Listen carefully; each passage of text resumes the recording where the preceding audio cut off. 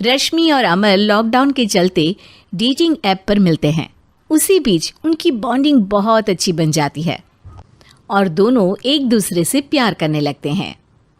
बस लॉकडाउन खत्म होते ही चट मंगी पट शादी। उससे पहले घर में बात तो कर लो। अरे माँ पापा कभी मना नहीं करेंगे। अमर की बात सुन रश्मि खुश हो जाती है। ऐसे ही दिन बीतते हैं और देखते ही देखते लॉकडाउन खुल जाता है, जिसके अगले ही दिन अमर अपने परिवार के साथ रिश्ता लेकर रश्मि के घर पहुंच जाता है। अभी लॉकडाउन खुला ही है और कोरोना तो ख़त्म भी नहीं हुआ, इसलिए ज़्यादा कुछ ना करके अगले कुछ दिनों में छोटे फंक्शन के साथ शादी कर लेते हैं। अमर के पापा की बात पर सब सहमत हो जाते हैं। कुछ दिन बाद दोनों की शादी हो जाती है और रश्मि अपने ससुराल पहुंच जाती है। बेटा, शादी तो तूने अपनी मर्जी से कर ली, लेकिन बहू को बोल देना इस घर में हुक्म मेरा ही चलेगा, इसलिए अपना राज जमाने की कोशिश भी ना करें।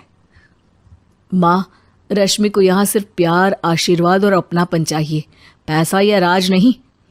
बेटी की बात पर सास मुंह बनाए वहाँ से चली जाती है और अब वो हर रोज़ रश्मि को परेशान करना और ताने देना शुरू कर देती है। देखो, ये है आजकल की लड़की, इंटरनेट पर लड़कों से बातें करते हुए इन्हें शर्म भी नहीं आती, और यहाँ तो देखो कितनी सीधी सुशील बनकर दिखा रही है।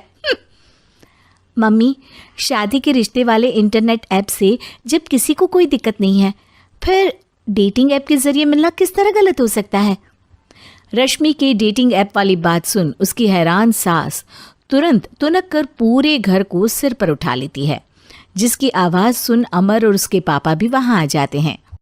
हाय मेरी माता, इतना बड़ा झूठ! डेटिंग ऐप को इंटरनेट के जरिए मिली है बोलकर इस कलमुही को मेरे सर ला बिठा दिया। अरे नास पिटी, तुझे जरा भी शर्म नहीं आई?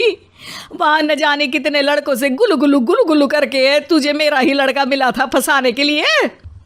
माँ, मुझे तो समझ नहीं आ रहा क्या बोले जा रही हो। डेटिंग ऐप इस्तेमाल करना कोई अपराध नहीं है, और तुम रश्मि को ऐसा कैसे बोल सकती हो? मैं भी तो था उस ऐप पर। पहले उसके लिए माँ से झूठ बोला और अब लड़ाई कर रहा है।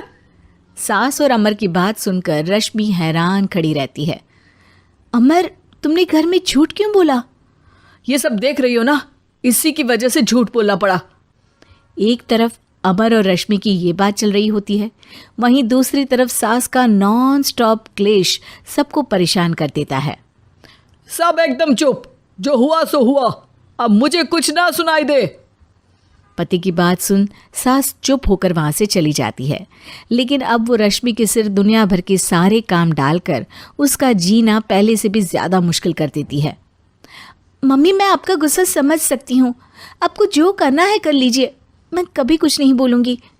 उम्मीद है किसी दिन तो आपका गुस्सा शांत होगा और नफ़रत प्यार में बदलेगी। रश्मि की अच्छाई को उसका नाटक समझकर सास गुस्से के 7वें आसमान पर चढ़ जाती है और उसी शाम रश्मि को नीचा दिखाने के लिए अपनी सहेलियों को घर बुलाकर उसकी बुराइयां करने लगती है। अरे कौशल्या, क्या बताऊं, आजकल के बच्चे ना बहुत एडवांस हो गए हैं। पहले रिश्ते घर परिवार वाले सब देख परख के कराते थे, और अब ये लोग खुद न जाने कहाँ कहाँ मिलकर खुद ही सब कुछ पक्का करके हमें बता देते हैं।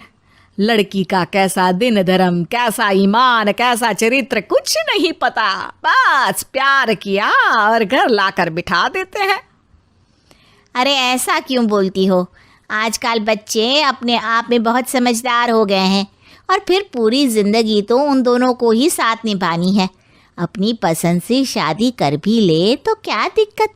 तू ही देख ले, पहले इतना अच्छा बेटा और अब सोने पर सुहागे जैसी सर्वगुण संपन्न बहू।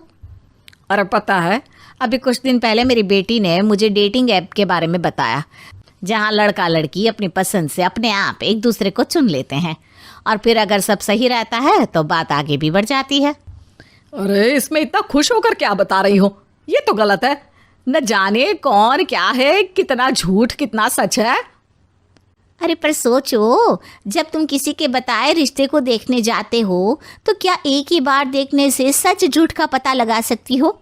ज़रूरी नहीं कि बच्चों का लिया फैसला हमेशा गलत हो। अरे बहुत बार हमसे भी तो गलत फैसले होते हैं ना। अच्छे बुरे लोग तो हर जगह मिल सकते हैं, फिर इसमें सिर्फ बच्चे ही गलत कैसे?